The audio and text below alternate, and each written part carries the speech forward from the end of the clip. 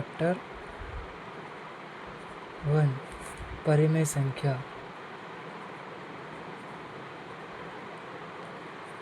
तो जैसा कि हमने नई क्लास स्टार्ट करी, क्लास 8 इसमें चैप्टर 1 है हमारा जो परिमेय संख्या। तो इसकी हम सबसे पहले बेसिक चीज़ें, बेसिक कॉन्सेप्ट सीखेंगे। इसमें आखिर पूछा क्या गया है, इसके बाद इसमें प्रश्नावली हल करेंगे।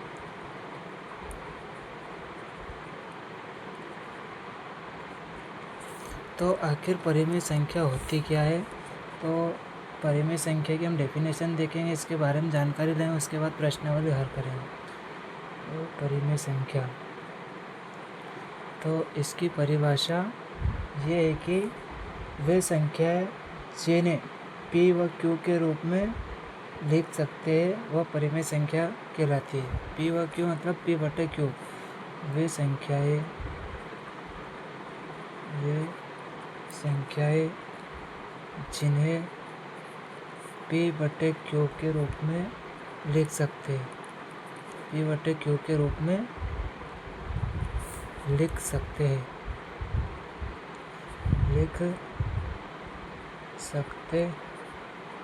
हैं परिमेय संख्या कहलाती है। परिमेय संख्याएं कहलाती है। यहाँ p और q पूर्णांक है तथा q क्या होनी चाहिए, q 0 नहीं होना चाहिए, तभी यह हमारी पूर्णांक संख्या कहलाएगी। तो पूर्णांक संख्या हमेशा हर में अगर 0 होगा तो वह परिमेय संख्या नहीं होगी। परिमेय संख्या वे संख्या जो p/q के रूप में 1/2 या 2/3 या 3/4 या 4/5 कुछ भी हो सकती है, यह परिमेय संख्या हो सकती है। यह कौन सी संख्या हो सकती है, परिमेय संख्या। लेकिन वे संख्या जिनके बटे में 0 या 1/0, 2/0, 3/0, 5/0, जिसके अंश में संख्या हो और हर में 0 संख्या हो, तो वह परिमेय संख्या नहीं होगी। यह परिमेय संख्या नहीं होगी, नहीं है। हमारी परिमेय संख्या कौन सी है, 1/2, 2/3, इसकी जगह पर कुछ भी होगा तो ये सारी परिमेय संख्या। लेकिन हर में अगर 0 होगा तो यह परिमेय संख्या नहीं कहलाएगी। परिमेय संख्या 2 प्रकार की होती है। कितने प्रकार की होती है, 2 प्रकार की परिमेय संख्या होती है। परिमेय संख्या 2 प्रकार की होती है। कितने प्रकार की होती है परिमेय संख्या, 2 प्रकार।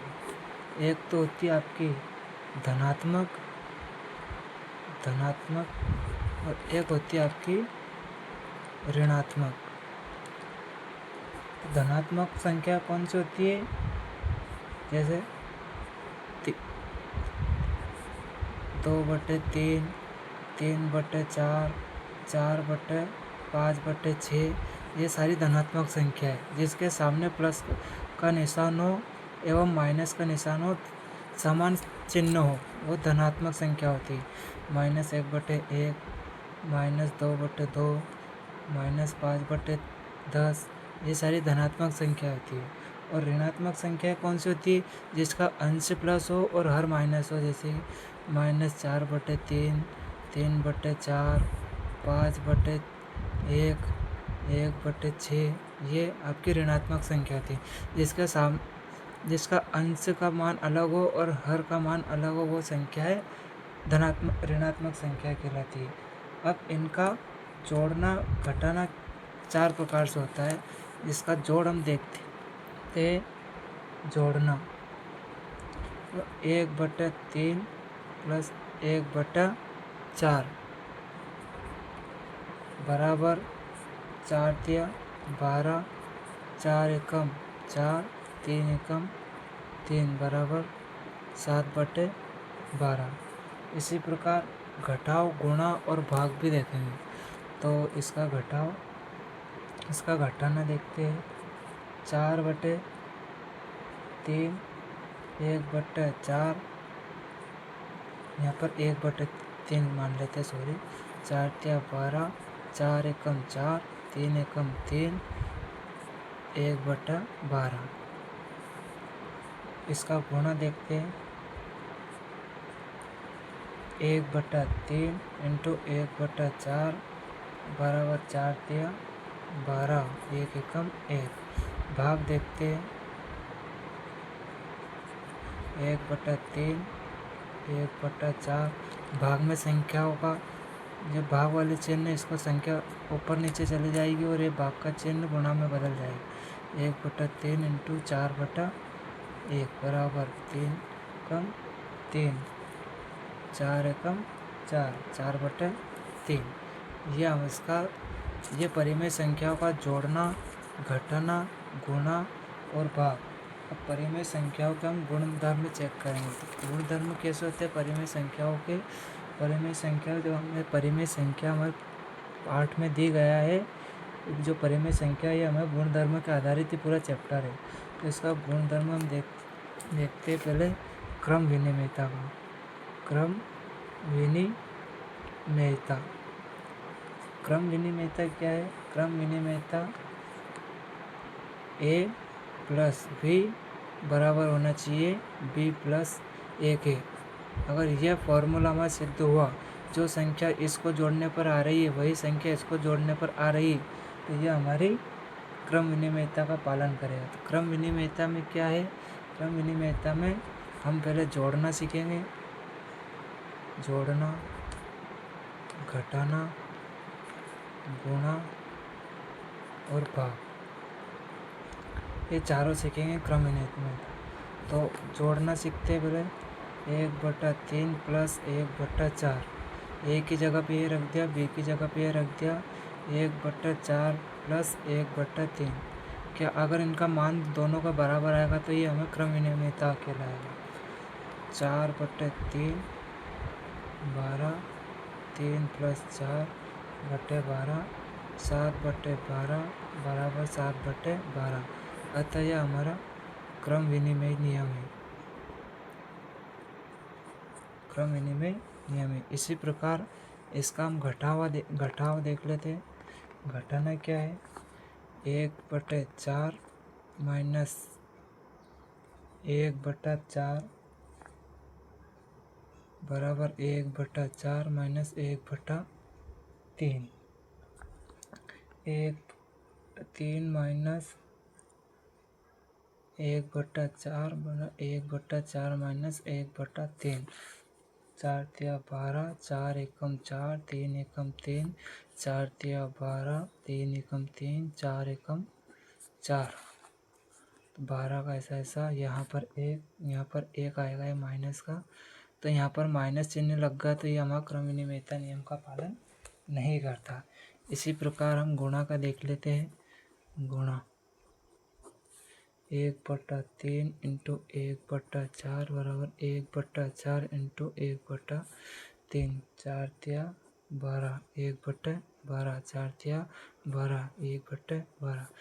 तो ये भी हमारा जोड़ना क्रम विनिमयता का पालन करता है, घटाना नहीं करता है, और गुणा हमारा क्रम विनिमयता नियम का पालन करता है।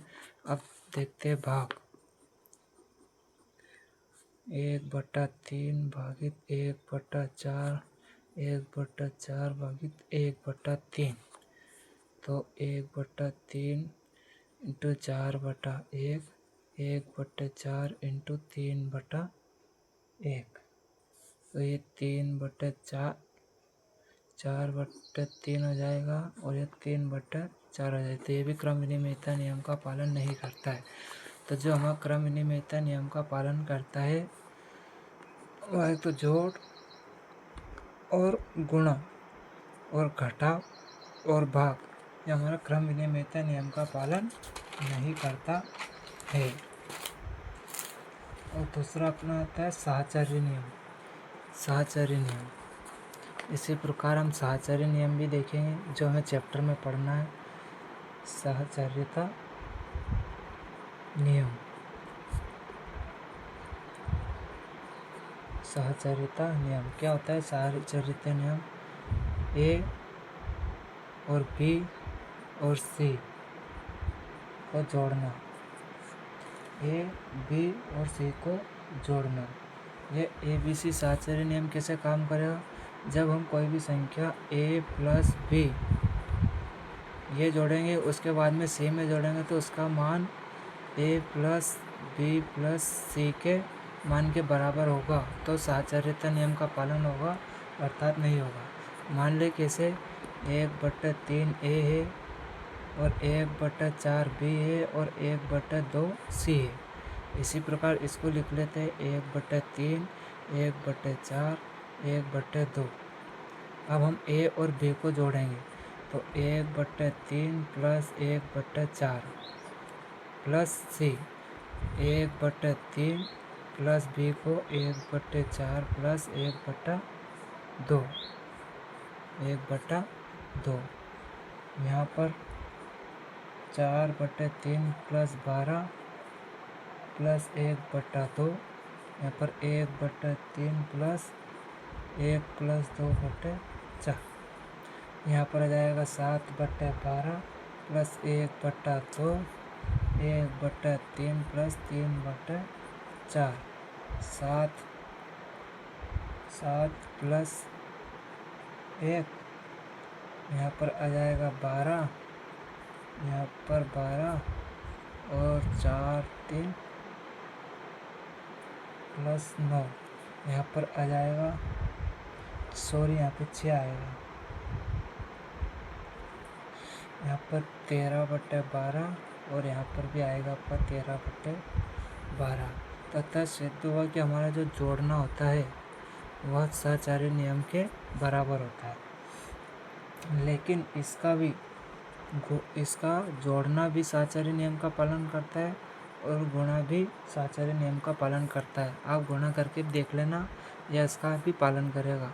एवं जब आप इसको घटाओगे और भाग करोगे तो ये दोनों ही परिस्थितियाँ इसकी विपरीत होगी, ये साहचर्य नियम का पालन नहीं करेंगे। इसी प्रकार हमारी तीसरी होती है शून्य की भूमिका। शून्य की भूमिका, तीसरा पॉइंट क्या होता है हमारा? शून्य की भूमिका तत्सम कहते हैं। योज मान लो 3/4 को हमने शून्य, और इसमें हम 0 जोड़ेंगे तो हमें 3/4 ही प्राप्त हो। 0 करेंगे तो भी -2/3, -6/3 करेंगे तो भी हमें -6/3। ये हमारे शून्य की भूमिका। किसी भी संख्या में 0 जोड़ेंगे, चाहे 5 के आगे 0 जोड़ देंगे तो 5 करेंगे तो 5 आएगा, ऐसा। इसी प्रकार चौथा पॉइंट है हमारा एक की भूमिका। यह जोड़ने में थी, ये गुणात्मक में, और ये गुणात्मक में, गुणात्मक 8 × 1/5/8 होगा, 3/9। तो किसी भी संख्या का गुणा 1 में करेंगे तो 1 में करो तो 5 आएगा, या 1 का गुणा 5 में करो तो भी। योज्य प्रतिलोम, पांचवा पॉइंट हमारा योज्य प्रतिलोम क्या है? कि किसी भी जिसकी मूल संख्या के योग का -5 या +5, इस प्रकार ये प्लस का हमने 3/4 ले लिया, ये प्लस यहाँ पर लगा दिया, 0 ही होगा, यानी कि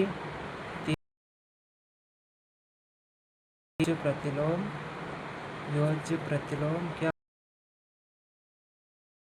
3/4 होगा, -3/4 होगा।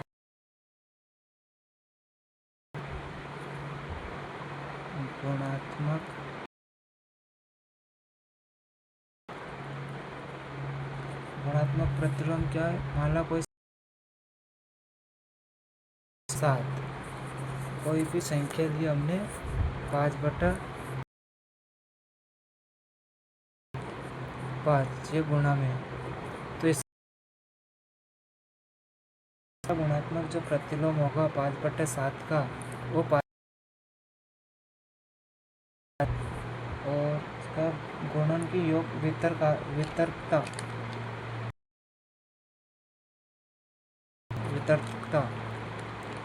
योग पर वितर्कता a into B plus C बराबर a इंटू सी। इसी प्रकार a into B minus into B minus a into C, यह गुण बेसिक कॉन्सेप्ट तैयार होता है।